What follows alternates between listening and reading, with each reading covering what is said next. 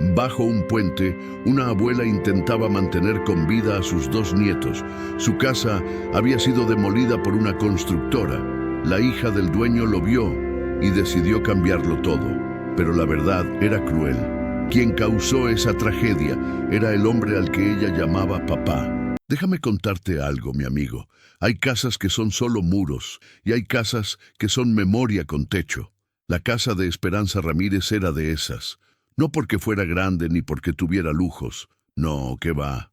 Era pequeña, con grietas en el yeso y una puerta de madera que chirraba como si rezara cada vez que alguien entraba. Pero olía a café de olla por las mañanas y a pan dulce cuando había suerte.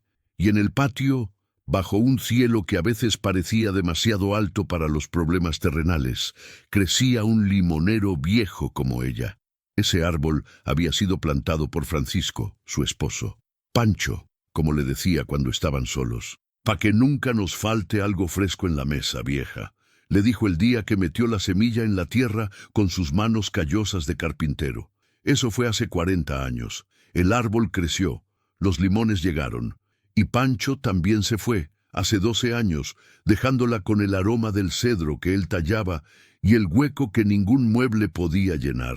Esperanza tenía 72 años, las manos rajadas de tanto lavar y una espalda que crujía cuando se agachaba. Pero nunca se quejaba de eso.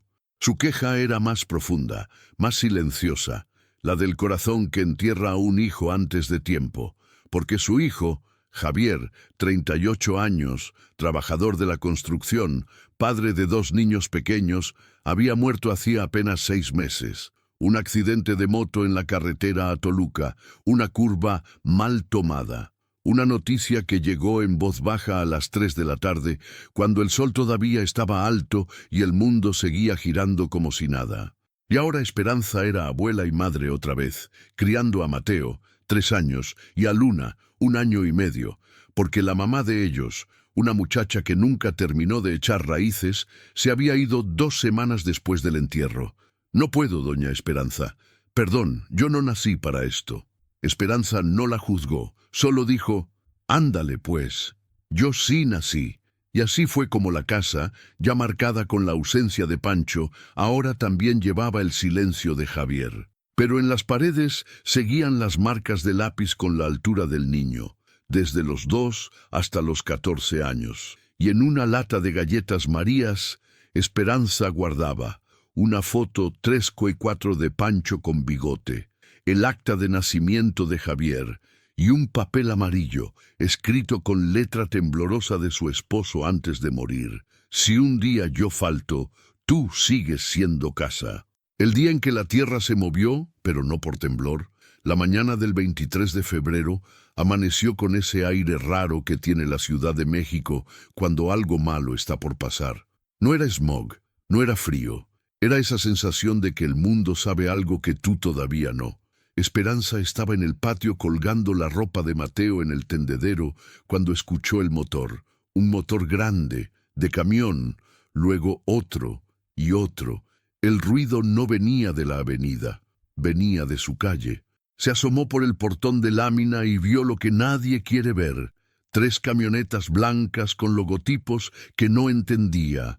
Hombres con casco amarillo y chalecos reflectantes, y una máquina excavadora, enorme, pintada de naranja, como si el color pudiera disfrazar su función. Un hombre con portapapeles bajó de una de las camionetas. Traía lentes oscuros, aunque apenas salía el sol. «Buenos días, señora», dijo con una voz que sonaba educada pero que no tenía nada de buena. Esperanza no respondió, solo lo miró. «¿Usted es Esperanza Ramírez Álvarez?». Ella asintió despacio. «Traemos una orden de desalojo emitida por el Juzgado Tercero Civil. El terreno donde se encuentra esta vivienda ha sido adquirido legalmente por Constructora Almeida. Tiene 1 hora para retirar sus pertenencias». Las palabras eran como vidrios, pulidas, frías, cortantes. Esperanza sintió que las piernas le temblaban. «¿1 hora?» «Sí, señora. Todo está en orden. Aquí tiene la notificación». Le extendió un sobre manila. Esperanza lo tomó con las 2 manos, como si pesara más de lo que debía. Adentro había hojas llenas de palabras que ella no entendía. Usufructo irregular, expropiación con compensación pendiente, proceso judicial concluido. Yo no firmé nada, dijo Esperanza con un hilo de voz. No necesita firmar, señora. La ley ya decidió. Y ahí estaba la trampa, ¿ves? La ley había decidido. Pero la ley no vivía en esa casa. La ley no había plantado el limonero. La ley no había marcado la altura de Javier en la pared. Esperanza entró corriendo a la casa. Mateo estaba sentado en el piso, empujando su carrito de plástico rojo, un carrito al que le faltaba una llanta, pero que él amaba más que a cualquier cosa nueva. Luna estaba en su cuna improvisada, una caja de madera forrada con cobijas, durmiendo con el puño cerrado cerca de la boca. «Mi hijo», le dijo Esperanza a Mateo, agachándose, «vamos a salir, ¿sí?» «¿A dónde, abue?» A dar una vuelta». Mateo arrugó la nariz. «¿Y mi carro?» «Llévalo, mi amor, llévalo». Esperanza metió lo que pudo en 2 bolsas de mandado, ropa de los niños, pañales, una cobija, la lata de galletas Marías con los documentos. Cargó a Luna en el regalío. Mateo salió detrás de ella, arrastrando el carrito. Afuera los hombres ya habían empezado.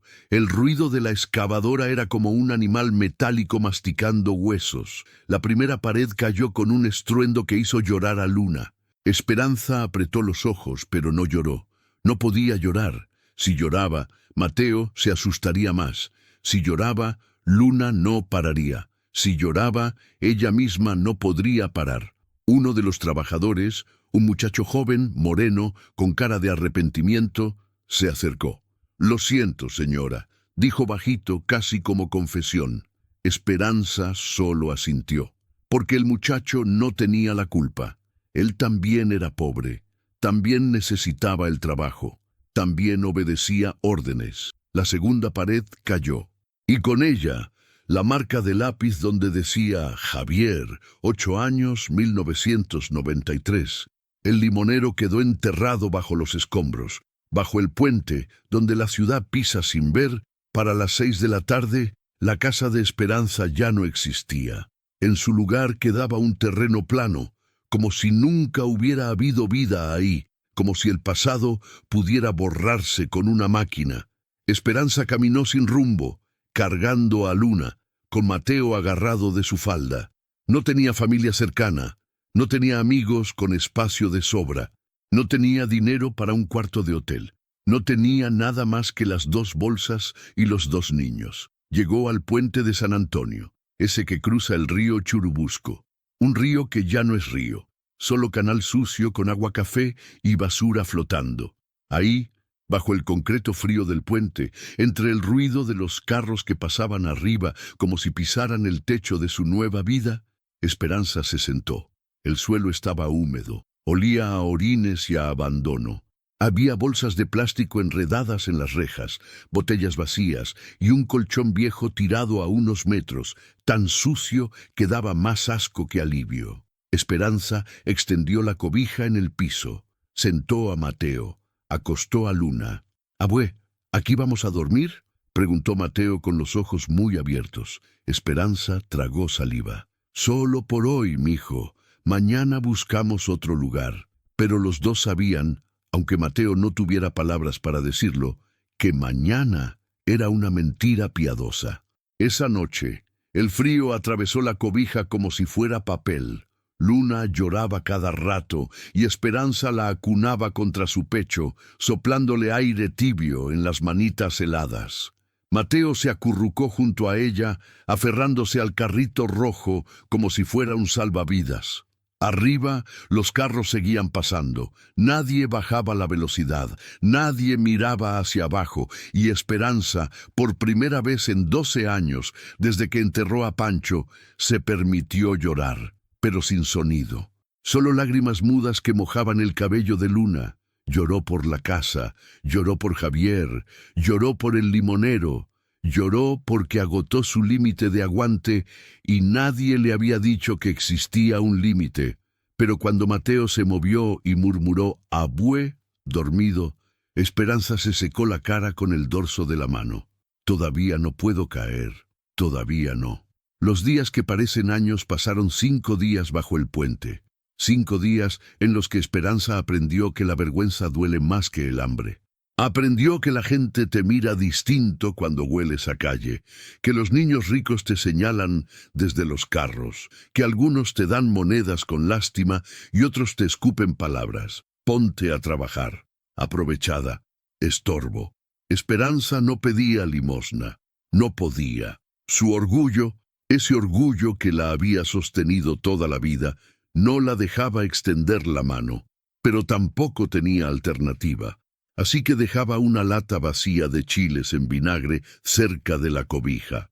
Y a veces, alguien dejaba unas monedas. No muchas, nunca suficientes. Comían lo que podían. Un pan bolillo del oso compartido en 3, un plátano, agua de la fuente del parque cuando nadie las veía.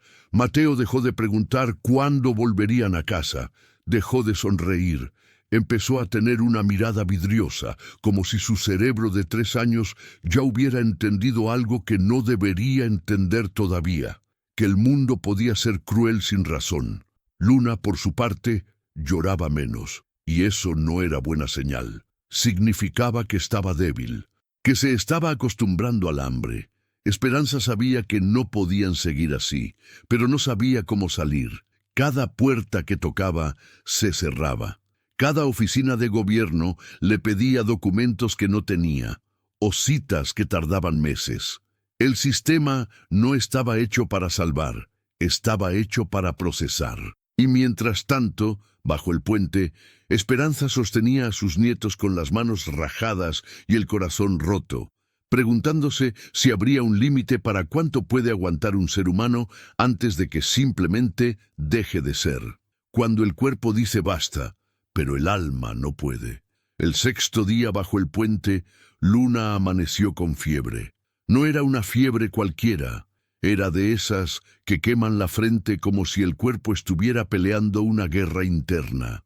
Esperanza la tocó con el dorso de la mano y sintió el calor atravesarle la piel. Luna gemía bajito, con los ojitos cerrados, y no quería el pecho. Eso era lo más preocupante. Cuando un bebé rechaza comer, el mundo se pone de cabeza. «Diosito, no», murmuró Esperanza meciendo a la niña en sus brazos. «No me la vayas a llevar, no me la lleves». Mateo estaba sentado junto a ella, con el carrito rojo entre las piernas, mirándola con esa expresión que tienen los niños cuando saben que algo anda mal, pero no tienen las palabras para preguntar. Esperanza sabía lo que tenía que hacer, llevar a Luna a un hospital. Pero también sabía lo que eso significaba. Preguntas, papeles, miradas de juicio. ¿Y dónde vive usted, señora? ¿Tiene seguro médico? ¿Por qué no ha traído a la niña antes? Porque vivir en la calle te convierte en sospechosa de tu propia pobreza, como si fuera culpa tuya, como si hubieras elegido el puente en lugar de una casa. Pero el miedo a perder a Luna pesaba más que el miedo a la humillación. Esperanza envolvió a la niña en la cobija, agarró la bolsa con los documentos y le dijo a Mateo: «Mijo, agárrate de mi falda, no te sueltes». Caminaron 4 cuadras hasta el Centro de Salud Benito Juárez. La sala de espera estaba llena de madres jóvenes con bebés, ancianos tosiendo, un niño con el brazo vendado. El olor a desinfectante y a cuerpos cansados llenaba el aire. Esperanza se formó en la fila. Mateo se sentó en el piso, callado, empujando el carrito en círculos pequeños. Cuando le tocó su turno, la recepcionista, una mujer de unos 40 años, con el cabello recogido en una cola apretada, la miró con esa mezcla de cansancio y rutina. Nombre de la paciente: Luna Ramírez. Edad: 1 año y medio. Cartilla de vacunación. Esperanza tragó saliva. No la tengo aquí. ¿Seguro popular? IMSS. No tengo. La recepcionista suspiró. Señora, sin documentos no podemos atenderla.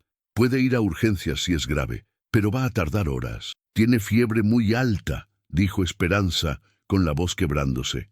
Por favor. La mujer la miró por un segundo más largo. Vio las ojeras, vio la ropa sucia, vio el olor, y algo en su rostro cambió, no a lástima, sino a reconocimiento. Tal vez ella también conocía la pobreza de cerca. Tal vez también había estado al borde alguna vez. «Espérese aquí», dijo bajando la voz. «Voy a ver qué puedo hacer». 2 horas después, un doctor joven, con barba recortada y ojos bondadosos, revisó a Luna. Le tomó la temperatura, le escuchó el pecho con el estetoscopio, le revisó la garganta. «Es una infección respiratoria», dijo. «Nada grave todavía, pero necesita antibiótico. Si no se controla, puede complicarse». Le extendió una receta. Esperanza la tomó con las manos temblorosas. «¿Cuánto cuesta?» «Como 180 pesos en la farmacia del ahorro». 180 pesos. Esperanza tenía 32 pesos en el fondo de la bolsa, monedas que había juntado en 3 días. El doctor vio su cara y entendió todo sin necesidad de palabras. «Mire», dijo, sacando su cartera, «yo le voy a dar 200. Compre el medicamento y algo de comer para los niños. ¿Sale?» Esperanza sintió que algo dentro de ella se rompía. No de dolor, de gratitud tan grande que dolía igual. «Dios se lo pague, doctor». «No le diga a nadie», dijo él sonriendo apenas. «Oficialmente esto nunca pasó». Y así fue, como Esperanza aprendió que a veces la bondad se esconde en lugares pequeños, en gestos que no salen en las noticias, en personas que rompen las reglas porque entienden que las reglas a veces están mal. El día en que alguien vio, y no siguió de largo, era jueves por la tarde y el cielo estaba de ese gris plomizo que anuncia lluvia pero que todavía no se decide. Esperanza estaba sentada bajo el puente con Luna dormida en su regazo. La fiebre ya había bajado gracias al antibiótico y Mateo acomodando piedras en el piso, una al lado de la otra, como si construyera un muro invisible contra el caos. El tráfico era denso a esa hora. Carros, camionetas, autobuses, todos pasando a toda velocidad, con sus vidas adentro, con sus problemas que no incluían a una abuela bajo un puente. Pero hubo un carro que frenó, no del todo, solo bajó la velocidad. Era una camioneta BMW blanca, de esas que brillan aunque esté nublado. Adentro iba un hombre de traje al volante, hablando por teléfono con el manos libres, con esa cara de quien tiene prisa importante, y en el asiento trasero, pegada a la ventana, iba una niña. Sofía Almeida Ruiz tenía 8 años, ojos enormes color café y una curiosidad que su padre llamaba inconveniente. Llevaba el uniforme de su escuela privada, falda azul marino, suéter con el escudo bordado y una mochila morada con brillos. Sofía había pasado por ese puente cientos de veces, pero ese día, por alguna razón que ni ella misma entendía, vio a la señora mayor con la niña en brazos, vio al niño chiquito jugando con piedras, vio la cobija raída, vio las bolsas de mandado como única pertenencia. Y vio algo más, la forma en que la señora sostenía a la bebé, con ese cuidado infinito, como si cargara algo sagrado. «Papi», dijo Sofía tocando el hombro de su padre. «Para». «¿Qué pasa, mi amor?», respondió Ricardo Almeida sin despegar la vista del teléfono. «Estamos atrasados. Hay una señora ahí con niños». «Sí, mi vida, ya sé. Hay muchas personas en la calle. No podemos parar cada vez». «Pero, papi, ella tiene un bebé». Ricardo giró apenas la cabeza, la miró por el espejo retrovisor y usó ese tono que usan los padres cuando quieren cerrar una conversación rápido. «Sofía, hay instituciones para eso. No es seguro que te acerques. Además, tenemos que llegar a tu clase de violín». Sofía no respondió. Solo siguió mirando por la ventana hasta que el puente quedó atrás. Pero algo se le quedó grabado en la retina. Como cuando ves el flash de una cámara y luego la mancha de luz te persigue cuando cierras los ojos. Esa noche, en su cuarto, un cuarto enorme con una cama de dosel, repisas llenas de libros y un closet con más ropa de la que usaba, Sofía no podía dormir. Seguía viendo a la señora, seguía viendo al niño con las piedras, y se hacía preguntas que los niños de 8 años no deberían tener que hacerse. ¿Por qué ella está ahí? ¿Dónde duerme el bebé? ¿Y si hace frío? El regreso, cuando la curiosidad se convierte en coraje. Al día siguiente era viernes, día de salida temprano en la escuela de Sofía. A las 2 de la tarde, su chofer, don Esteban, un señor mayor de bigote blanco que la cuidaba desde que era bebé, la recogió en la camioneta. —¿A dónde, mi niña? —preguntó don Esteban mientras arrancaba. Sofía dudó. Sabía que su papá le había dicho que no. Sabía que don Esteban le diría que no. Pero también sabía que si no hacía algo, esa imagen la iba a perseguir para siempre. —Don Esteban, ¿podemos pasar por el puente de San Antonio? —¿El puente? ¿Pa qué, mi niña? —Quiero ver algo. Don Esteban la miró por el espejo. Conocía a esa niña desde que nació. Sabía cuando estaba tramando algo. Pero también sabía que Sofía no era de las que hacían maldades. —Está bien, pero rápido, ¿eh? No le vamos a decir nada a tu papá. Cuando llegaron al puente, Sofía le pidió que parara. —Solo un ratito, don Esteban. Por favor. El chofer suspiró y estacionó la camioneta en el acotamiento. Sofía bajó. El aire olía a humedad y a escape de los camiones. Caminó despacio hacia el puente, con el corazón latiéndole rápido, y ahí estaban, la señora, el niño, la bebé. Esperanza levantó la vista cuando vio acercarse a la niña. Su primer instinto fue desconfianza. La calle te enseña eso. A veces los niños ricos se acercan para burlarse. A veces los adultos mandan a niños como carnada para robarte lo poco que tienes. —¿Qué quieres, niña? —dijo Esperanza con voz seca pero no cruel. Sofía se detuvo a unos pasos. Llevaba una mochila en la espalda y una botella de agua en la mano. —Yo vi que estaba aquí ayer —dijo Sofía, con la voz temblando apenas—, y pensé que tal vez tenía sed. Le extendió la botella. Esperanza la miró. Miró la botella. Miró a la niña. —No necesito tu lástima. Sofía bajó la mano, pero no se fue. —No es lástima —dijo—. Es que yo tengo agua y usted no. Eso no es justo. Esperanza sintió algo raro en el pecho, algo parecido a ternura mezclada con dolor. Mateo, que había estado mirando desde atrás de la abuela, se acercó despacio. Miraba a Sofía con esa fascinación que tienen los niños cuando ven a alguien de su tamaño, pero de otro mundo. —¿Cómo te llamas? —preguntó Sofía, agachándose para quedar a la altura de Mateo. El niño no respondió. Solo abrazó su carrito rojo. —Se llama Mateo —dijo Esperanza—, y no habla mucho últimamente. Sofía miró el carrito. Le faltaba una llanta. Estaba rayado, pero Mateo lo sostenía como si fuera un tesoro. —Me gusta tu carro —dijo Sofía—. Yo tenía uno así, bueno, parecido.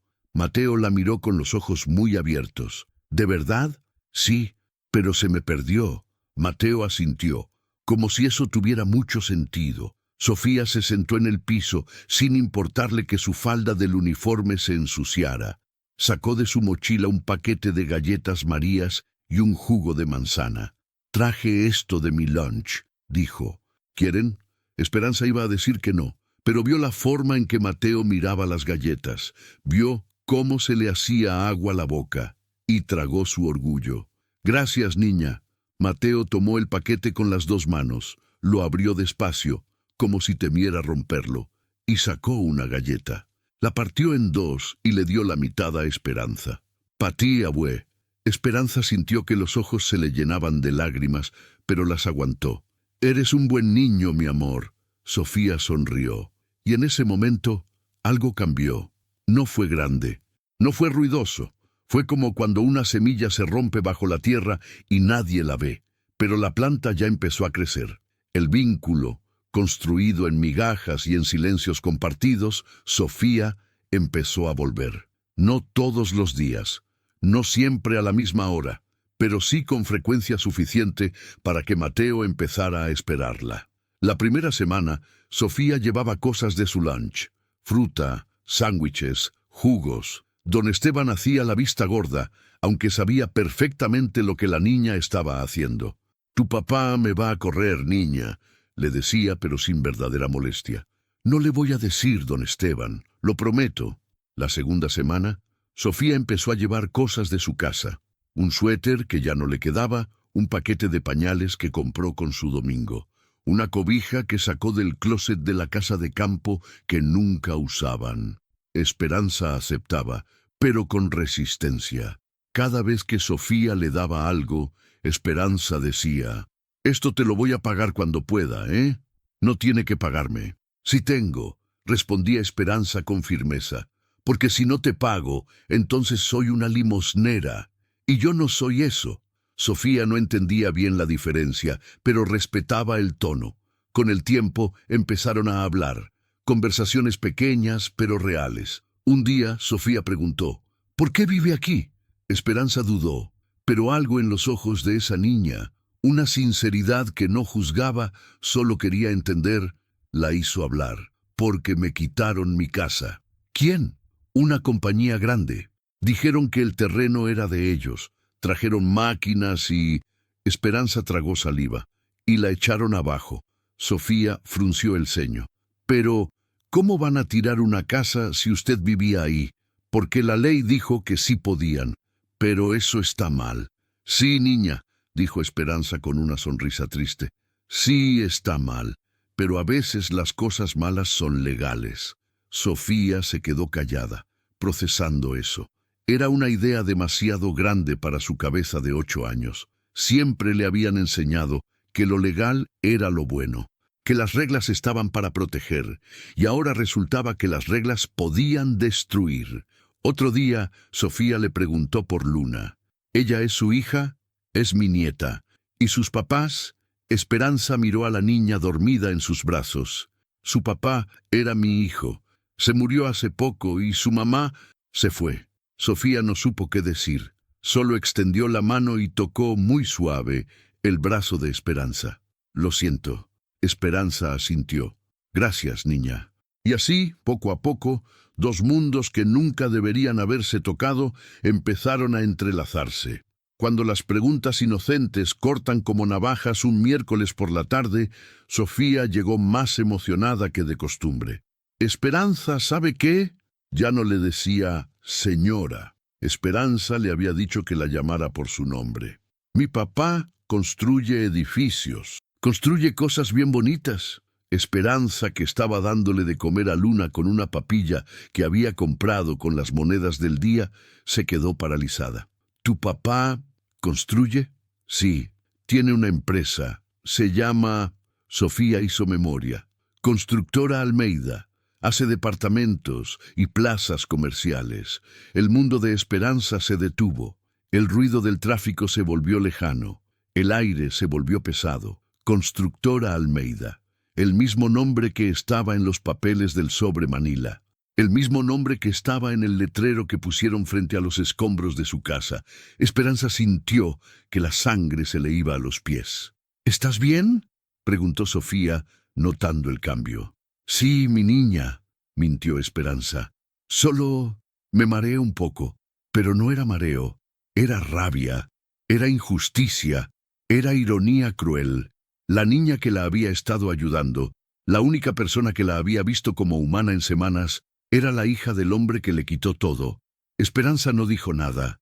No podía, porque si decía algo, iba a romper la única luz que había entrado a su vida en mucho tiempo, y porque, además, no era culpa de la niña.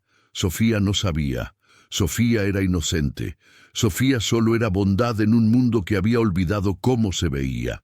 Pero el veneno de esa verdad ya estaba adentro, y Esperanza sabía que tarde o temprano iba a tener que salir. La noche en que la verdad pesa más que el frío. Esa noche, Esperanza no pudo dormir. Mateo y Luna dormían a su lado, acurrucados bajo la cobija que Sofía les había regalado, una cobija que ahora parecía tener espinas. Esperanza miraba el techo del puente, el concreto manchado, las grietas, las tuberías oxidadas, y pensaba: «El hombre que me quitó la casa tiene una hija que me ayuda». Era como una broma macabra del destino. Esperanza no odiaba a Sofía, no podía, pero sí sentía una mezcla de ternura y resentimiento que le revolvía el estómago. ¿Le digo? ¿La alejo? ¿Dejo que siga viniendo como si nada? Cada opción dolía. Si le decía: Tal vez Sofía dejaría de venir y Mateo se quebraría. El niño había empezado a sonreír otra vez gracias a ella. Había empezado a hablar más. Había empezado a tener esperanza. Pero si no le decía, Esperanza estaría viviendo una mentira. Y ya había vivido suficiente en la incomodidad. No quería vivir también en la falsedad. Al final, decidió algo. Le diría, pero no todavía. Esperaría el momento correcto, porque había aprendido que la verdad siempre sale. Pero ¿cómo sale? Eso sí se puede elegir. El día en que Sofía pregunta demasiado.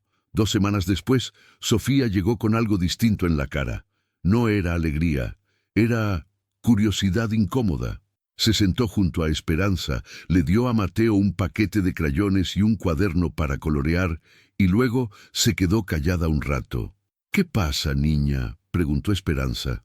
«Esperanza, ¿puedo hacerle una pregunta?». «Claro». «¿Por qué no compra otra casa?». La pregunta salió con inocencia, pero dolió como gancho al hígado. Esperanza respiró hondo. «Porque comprar es verbo de quien puede, mi niña». Sofía frunció el ceño. «No entiendo». «Mira», Esperanza buscó las palabras. «Tú tienes una casa grande, ¿verdad?». «Sí». «¿Y tu papá tiene dinero?». «Sí». «Yo no. Yo tenía una casita que mi esposo arregló con sus manos. Esa casa no costó mucho, pero era nuestra, y me la quitaron. Ahora, para comprar otra, necesitaría dinero que no tengo. ¿Me entiendes?». Sofía asintió despacio. «Pero mi papá dice que siempre hay soluciones si te esfuerzas». Esperanza sonrió con tristeza. «Tu papá tiene razón, para gente como él. Pero hay esfuerzos que no alcanzan, mi niña. Hay juegos donde las reglas ya están hechas para que pierdas». Sofía se quedó pensando. «Eso no es justo». «No, no lo es». Un silencio. «¿Y la empresa que tiró su casa?», preguntó Sofía. «¿Cómo se llamaba?». Esperanza sintió que el momento había llegado. No lo había planeado, pero ahí estaba, la puerta abierta, la verdad esperando salir. «Constructora Almeida», dijo Esperanza, mirándola fijo. Sofía parpadeó. «¿Qué?». «La empresa que tiró mi casa se llama Constructora Almeida». El rostro de Sofía cambió. Pasó de confusión a comprensión y luego a horror.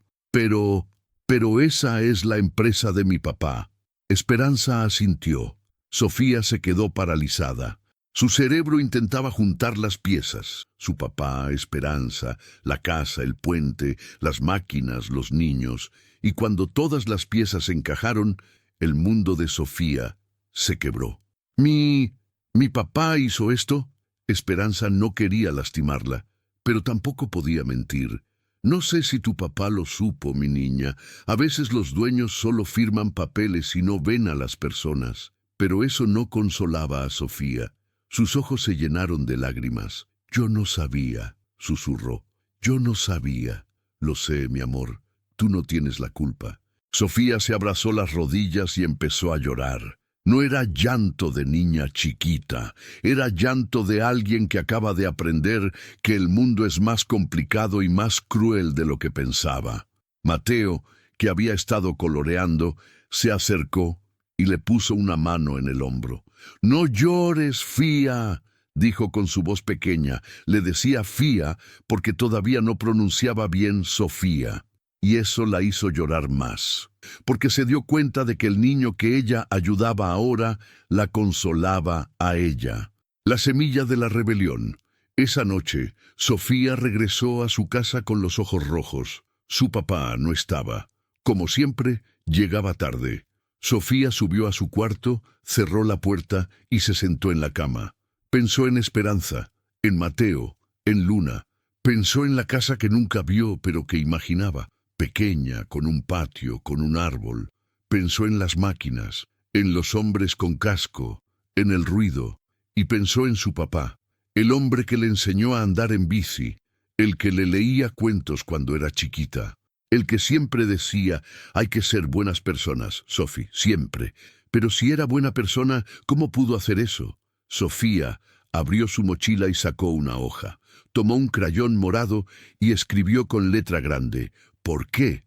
Debajo escribió, «Esperanza, Mateo, Luna, casa tirada y luego, con tinta más fuerte, papá, constructora Almeida, miró el papel y supo que ya no podía quedarse callada. Iba a hablar con su papá y no iba a aceptar mentiras. El confrontamiento, cuando las hijas destrozan las armaduras de los padres. Ricardo Almeida llegó a su casa pasadas las 10 de la noche.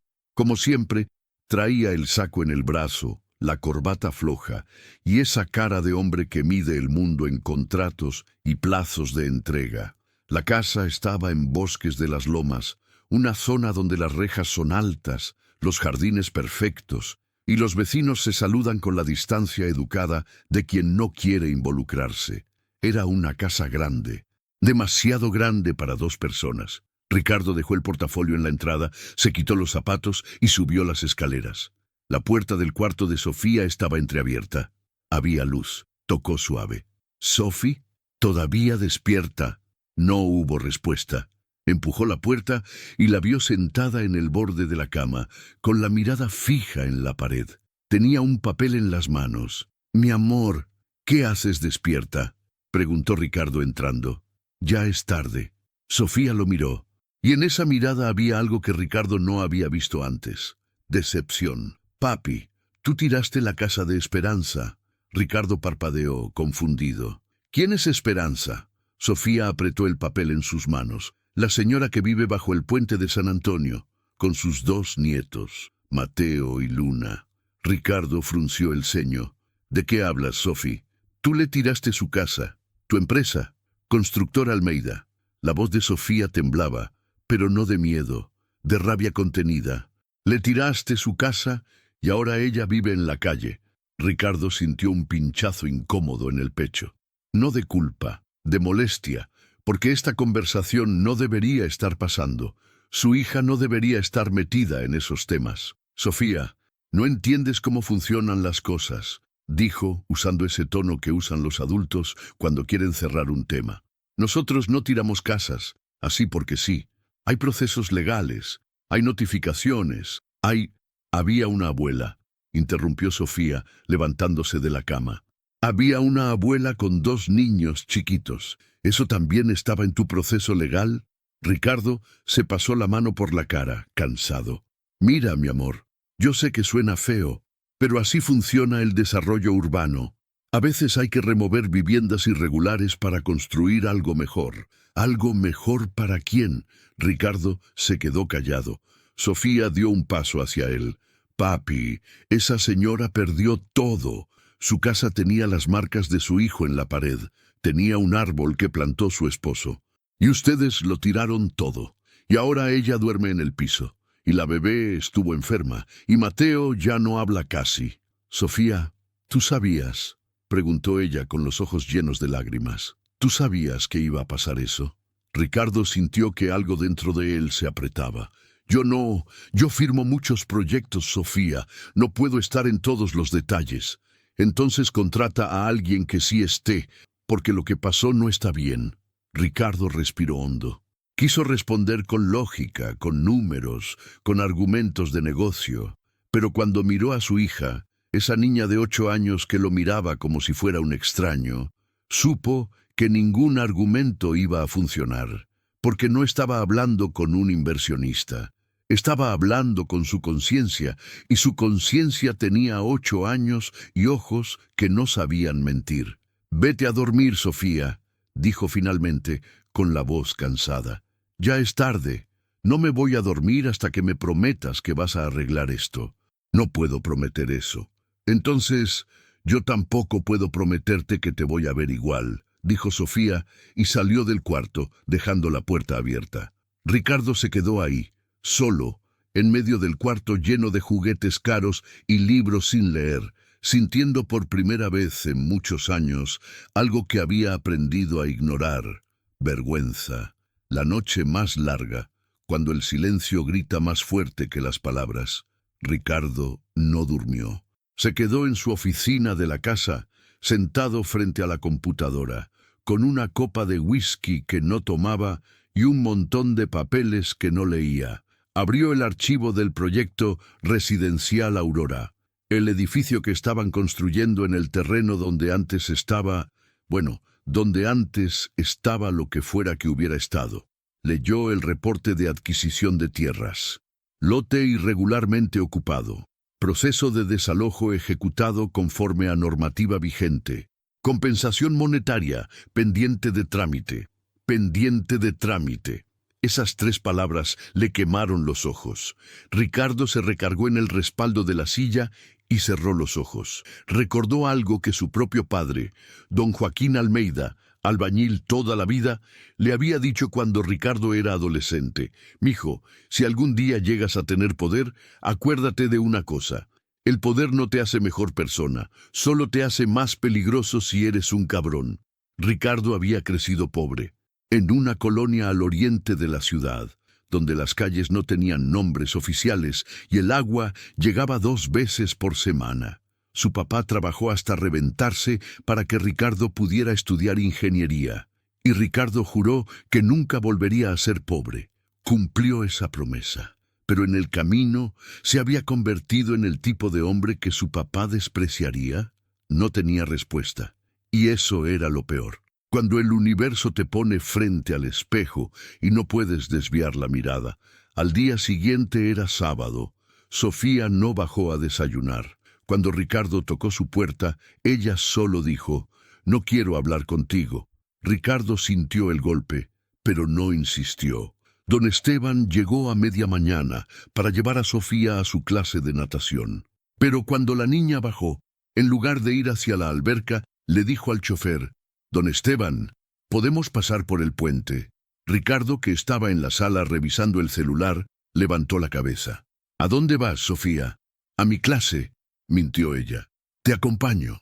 Sofía lo miró con desconfianza. «¿Por qué?». «Porque soy tu papá». El viaje fue en silencio, incómodo, pesado.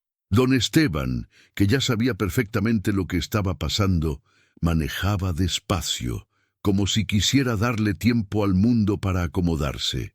Cuando llegaron al puente, Sofía bajó antes de que el carro se detuviera por completo. Ricardo la siguió, y ahí, bajo el puente, rodeada de basura y humedad y olvido, estaba Esperanza. Estaba lavando la ropa de los niños en una cubeta con agua turbia. Mateo jugaba con el carrito.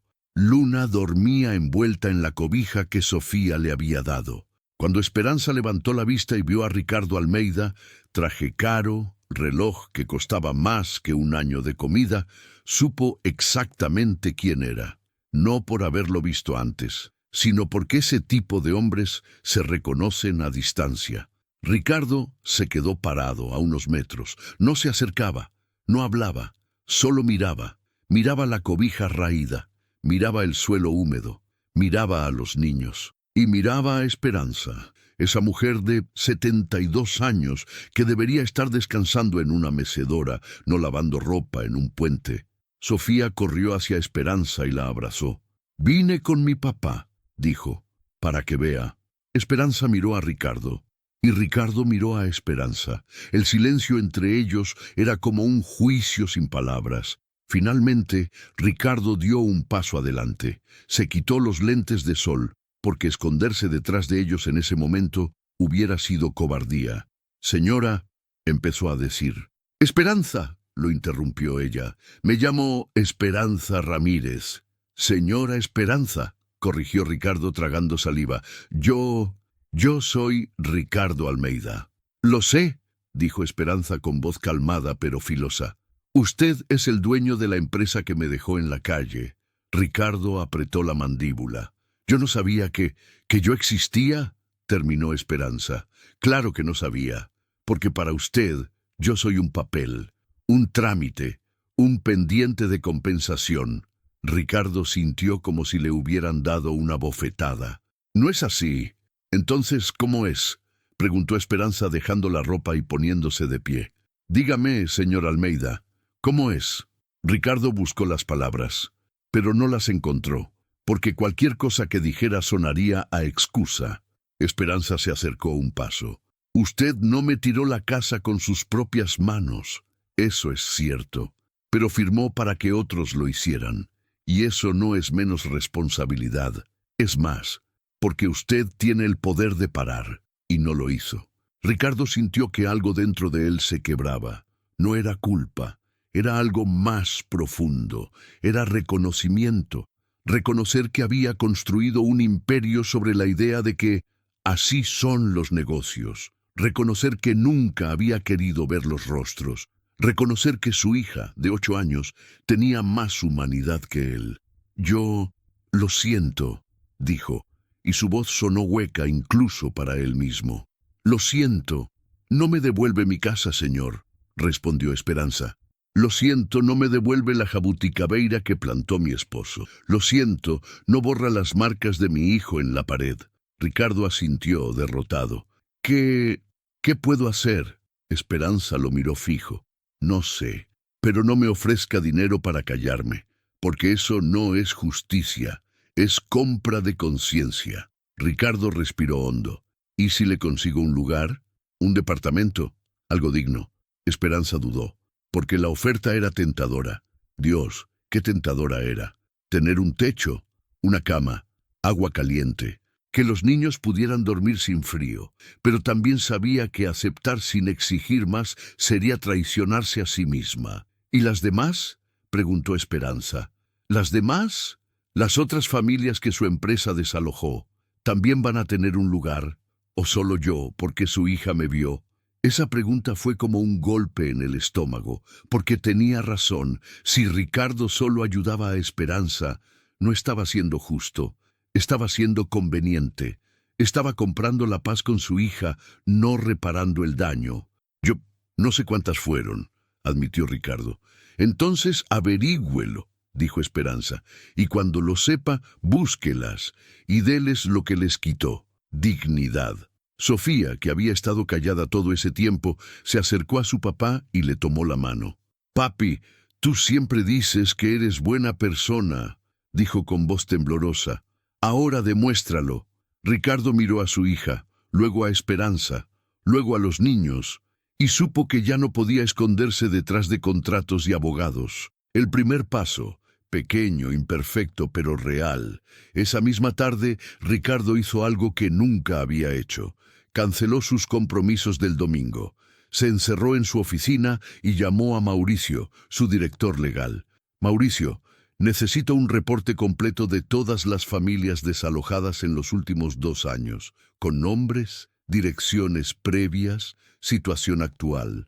Hubo una pausa al otro lado de la línea. «Disculpa, lo que oíste. Quiero nombres, Ricardo. Eso va a abrir una caja de... No me importa. Quiero el reporte en mi escritorio el lunes a primera hora». Colgó antes de que Mauricio pudiera objetar.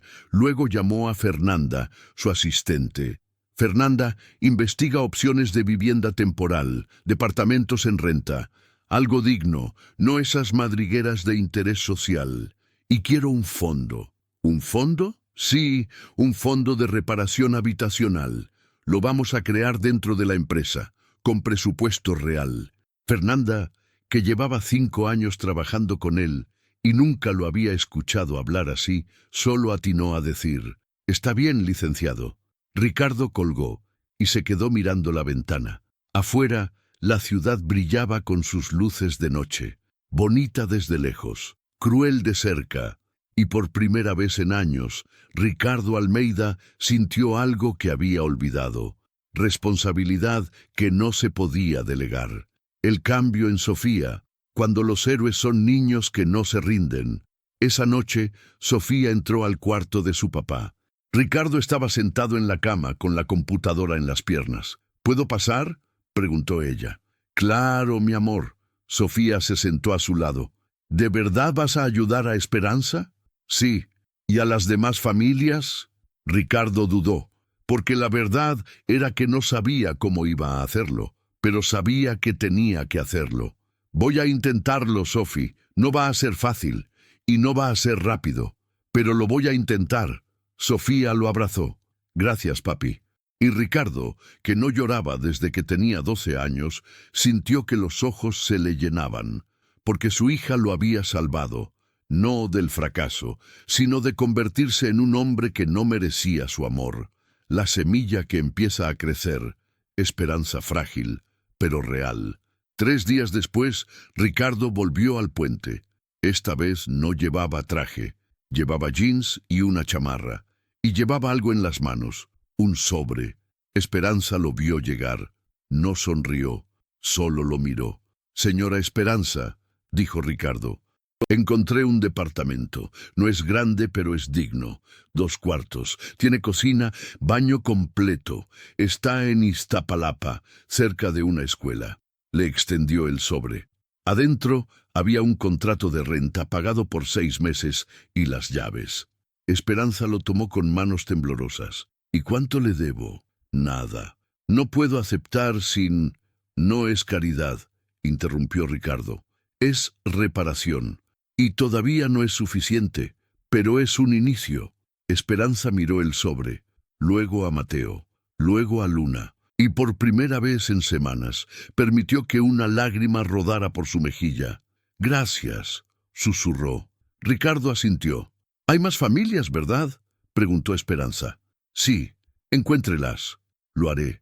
Y aunque el mundo no cambió ese día, aunque la injusticia siguió existiendo en 1000 otros puentes de la ciudad, algo se movió, algo pequeño, algo frágil, pero real. Cuando las puertas se abren y el miedo también entra, el departamento 304 del edificio Santa Fe, en Iztapalapa, no era gran cosa.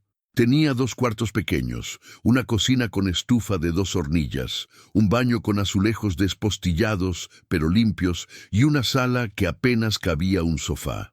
Las paredes estaban pintadas de blanco deslavado y por la ventana se veía el patio trasero de una tortillería que llenaba el aire con olor a maíz recién cocido cada mañana. Pero para Esperanza Ramírez ese lugar era un palacio. El día de la mudanza, un jueves nublado de marzo, Ricardo envió a 2 de sus empleados para ayudarles a llevar las pocas cosas que tenían. Esperanza protestó, por supuesto. No quería que nadie viera su pobreza más de lo necesario. Pero Sofía, que había insistido en ir, le tomó la mano y le dijo: «Déjelos ayudar, Esperanza. No es lástima. Es como cuando yo ayudo a cargar las compras en mi casa. Solo que aquí las compras son su vida». Esperanza sonrió a pesar de todo. Cuando abrieron la puerta del departamento, Mateo entró corriendo, arrastrando su carrito rojo por el piso limpio. Sus ojos se abrieron enormes. «¡Abue, hay camas!», gritó desde el cuarto. Esperanza entró despacio, como si temiera que todo fuera un sueño y que al parpadear volvería a estar bajo el puente. Pero no, era real. Había 2 camas individuales en el cuarto más grande, con colchones nuevos, sábanas blancas y almohadas mullidas. En el cuarto pequeño había una cuna para Luna, y en la cocina alguien, Esperanza sospechaba quién, había dejado una despensa completa: arroz, frijoles, aceite, leche, pañales y hasta un paquete de pan dulce. Luna, en brazos de Esperanza, miraba todo con esos ojos enormes de bebé que todavía no entiende pero siente. Sofía se acercó a Mateo, que estaba probando lo suave que era la cama, saltando con sus piernitas flacas. «¿Te gusta?», le preguntó. Mateo asintió con tanta fuerza que casi se cae. «Es como de película, Fía». Sofía rió. Y Esperanza, parada en medio de esa sala pequeña, con su nieta en brazos y su nieto saltando en la cama, se permitió algo que no había sentido en meses: alivio. No era felicidad todavía. El dolor seguía ahí. La casa perdida seguía perdida. Javier seguía muerto. Pancho seguía siendo recuerdo. Pero el alivio, ese simple hecho de no tener que dormir con un ojo abierto, de no tener que proteger a los niños del frío y del peligro, era suficiente. Por ahora. Los primeros días, cuando lo nuevo asusta más que lo viejo, Esperanza tardó 3 noches en poder dormir bien. No porque el colchón fuera incómodo, al contrario, era demasiado cómodo, demasiado silencioso, demasiado seguro, y el cerebro de Esperanza, acostumbrado a estar alerta todo el tiempo, no sabía cómo apagarse. La primera noche se despertó a las 3 de la mañana, con el corazón acelerado, pensando que había escuchado pasos. pero solo era el vecino del piso de arriba yendo al baño. La segunda noche, Mateo tuvo una pesadilla. Gritó, «¡No tiren la casa!» en sueños, y Esperanza tuvo que mecerlo hasta que se volvió a dormir. La tercera noche, Luna despertó llorando, pero esta vez no era por hambre ni frío. Era porque había dormido tanto y tan bien que su cuerpecito de 1 año y medio no entendía qué estaba pasando. Esperanza la cargó, caminó con ella por la salita y le cantó bajito una canción que Pancho solía tararear. «Duerme, mi niña, duerme ya, que el cielo te va a cuidar, y aunque no esté tu abuelo aquí, su amor nunca se va a ir». Luna se durmió en sus brazos, y Esperanza se quedó ahí, de pie junto a la ventana, viendo las luces de la ciudad que nunca duerme del todo. Y pensó, esto no arregla todo, pero nos da tiempo para respirar, y a veces eso es suficiente. Cuando las pequeñas cosas vuelven a importar, montaje de vida nueva, pasaron 2 semanas. Esperanza inscribió a Mateo en el kinder del barrio, Jardín de Niños Benito Juárez. La primera mañana que lo dejó, Mateo se agarró de su pierna y no quería soltarla. «No me dejes, abue. No te estoy dejando, mi amor», le dijo Esperanza agachándose. «Solo vas a jugar un ratito, y yo vengo por ti. ¿Sale?» Mateo dudó. Pero la maestra, la señorita Lupita, una mujer gordita de unos 50 años, con cara de abuela buena, se acercó y le dijo, «¿Tú eres Mateo? Mira, tengo un carrito igualito al tuyo. ¿Me ayudas a arreglarlo?» Mateo miró a Esperanza. Ella asintió. Y entonces, despacio, Mateo soltó la pierna de su abuela y tomó la mano de la señorita Lupita. Esperanza se quedó ahí parada, viéndolo entrar al salón, y sintió una mezcla de orgullo y tristeza. Está creciendo. A pesar de todo, está creciendo. En casa, Esperanza empezó a hacer las cosas que había olvidado que se podían hacer. Cocinar sin prisa. Hizo arroz rojo, frijoles refritos y hasta compró unos chiles poblanos para hacer rajas con crema. Lavar ropa en lavadora. El edificio tenía una lavandería comunitaria en la azotea. La primera vez que Esperanza metió la ropa y vio la máquina girar, casi lloró de la emoción. Bañar a Luna con agua caliente, ver a la niña chapoteando en la tina, riendo, era como ver un milagro chiquito. Sentarse en la ventana con un café de olla que ella misma hizo con canela y piloncillo, como le gustaba a Pancho. Eran cosas pequeñas, pero las cosas pequeñas son las que te recuerdan que estás viva. Sofía seguía visitando. Ya no era un rescate, era una amistad real. Un sábado llegó con una caja de crayones y un montón de hojas blancas. «Traje para que Mateo dibuje», dijo. Mateo, que ya había empezado a sonreír más seguido, la recibió con un abrazo. «Fía, mira mi cuarto». La llevó a ver su cama, su almohada y el carrito rojo que ahora tenía todas sus llantas, porque don Esteban, en un gesto que nadie le pidió, lo había llevado a arreglar. Sofía se sentó en el piso con Mateo y empezaron a dibujar. Mateo dibujó una casa, pequeña, con un árbol al lado, y 3 personas. «¿Quiénes son?», preguntó Sofía. «Mi abue, Luna y yo». «¿Y tu papá?». Mateo se quedó callado. Luego dibujó una estrella en el cielo. «Él está allá arriba», dijo. «La abue me dijo». Sofía sintió un nudo en la garganta. «Seguro es la estrella más bonita». Mateo sonrió. El obstáculo final, cuando el cambio real tiene precio. Mientras tanto, en las oficinas de Constructora Almeida se estaba cocinando una tormenta. Ricardo había cumplido su promesa. Mandó investigar. Y el reporte que Mauricio le entregó era devastador. En los últimos 3 años, la empresa había desalojado a 17 familias en distintos proyectos. 17. Algunas recibieron compensación mínima. Otras, nada. Ninguna había sido reubicada de manera digna. Ricardo leyó el reporte completo. Cada nombre, cada dirección previa, cada historia era un puñal. «¿Cuánto costaría reubicar a todas?», preguntó.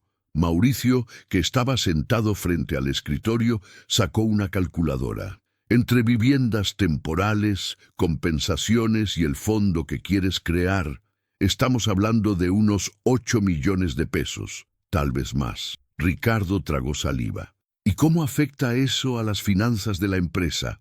Mauricio lo miró serio. Afecta. No nos hunde, pero afecta. Tendríamos que congelar el proyecto de Polanco. Tal vez posponer la expansión a Querétaro. Ricardo se quedó callado. 8 millones de pesos. No era una cantidad que lo arruinara, pero sí era una cantidad que iba a doler. Y lo peor, sus socios no iban a estar de acuerdo. 2 días después, Ricardo convocó una junta de consejo. En la sala de juntas de la empresa con vista al Paseo de la Reforma estaban sentados Tomás Herrera, socio fundador, 58 años, mentalidad de tiburón; Patricia Landa, directora financiera, 42 años, números fríos y lógica implacable; Mauricio González, director legal, 45 años, leal pero cauteloso. Ricardo presentó el plan. Quiero crear un fondo de reparación habitacional. Vamos a reubicar a todas las familias desalojadas en los últimos 3 años, con vivienda digna y compensación justa. Silencio. Tomás fue el primero en hablar. ¿Me estás diciendo que quieres regalar 8 millones de pesos por un ataque de conciencia? No es un regalo, es una reparación. Ricardo, lo que hicimos fue legal, dijo Patricia. No estamos obligados a nada. Legal no significa justo. Tomás se recargó en la silla, con esa sonrisa que usaba cuando pensaba que alguien estaba siendo ingenuo. Mira, Ricardo, entiendo que tu hija te movió el tapete, pero los negocios no funcionan con sentimientos. Si empezamos a compensar a todos los que perdieron algo en nuestros proyectos, no terminamos nunca. Ricardo apretó los puños bajo la mesa. No es mi hija, soy yo. Yo vi a esa gente. Yo vi lo que hicimos. Lo que tú viste, corrigió Tomás. Yo no vi nada. Y no voy a pagar por algo que hicimos dentro de la ley. Patricia intervino. Ricardo, si hacemos esto, sentamos un precedente. Otras empresas nos van a señalar. Vamos a parecer débiles. O vamos a parecer responsables, respondió Ricardo. Hay una diferencia. Mauricio, que había estado callado, habló. Hay otra opción. Podemos hacer el fondo, pero sin publicidad, silencioso, sin que se sepa que fue la empresa. Solo reparación directa. Tomás negó con la cabeza. Yo no voy a firmar eso, Ricardo, lo siento. Si quieres hacerlo, lo haces con tu dinero, no con el de la empresa. Y ahí estaba. El ultimátum. Ricardo podía hacer lo correcto si estaba dispuesto a pagar el precio. La decisión, cuando el dinero pesa menos que el espejo. Esa noche, Ricardo volvió a su casa más tarde que nunca. Sofía ya estaba dormida. Se metió a su cuarto, la vio acurrucada con un libro de cuentos al lado, y sintió algo claro en el pecho. Ella nunca me va a preguntar cuánto dinero tengo. Me va a preguntar qué tipo de hombre fui. Se sentó en la orilla de la cama y le acarició el cabello. No te voy a decepcionar, mi amor, susurró. Al día siguiente, Ricardo tomó una decisión. Llamó a su contador privado. Roberto, quiero que saques 8 millones de mi cuenta personal, no de la empresa, mía. ¿Disculpa? Lo que oíste. 8 millones. Los voy a usar para un fondo de reparación. Hubo una pausa. Ricardo, eso es casi el 40% de tu liquidez personal. Lo sé. ¿Estás seguro? Ricardo respiró hondo. Sí. Y así, sin esperar aprobación del consejo, sin esperar aplausos, Ricardo Almeida hizo algo que nunca había hecho. Puso la justicia antes que el negocio. El cierre del círculo, cuando las heridas no se borran, pero sí se honran. 2 meses después, 14 de las 17 familias habían sido reubicadas. Algunas aceptaron departamentos, otras prefirieron compensación económica para irse a vivir con familiares en otros estados. 3 familias nunca fueron encontradas. Se habían movido sin dejar rastro. Ricardo no hizo conferencias de prensa, no publicó nada en redes sociales, no buscó premios de responsabilidad social. Solo hizo lo que debía. Y aunque el consejo lo miraba distinto, algunos con respeto, otros con desconfianza, y aunque su cuenta bancaria ya no lucía igual, Ricardo dormía mejor, porque por primera vez en años Podía ver a su hija a los ojos sin sentir vergüenza. Un sábado por la mañana, Sofía y Ricardo fueron a visitar a Esperanza. Llevaban algo especial. Cuando tocaron la puerta, Mateo abrió gritando: «¡Fía! ¡Don Ricardo!». Dentro, Esperanza estaba preparando tamales de rajas con queso. El olor llenaba todo el departamento. «Llegaron justo a tiempo», dijo Esperanza sonriendo. «Siéntense».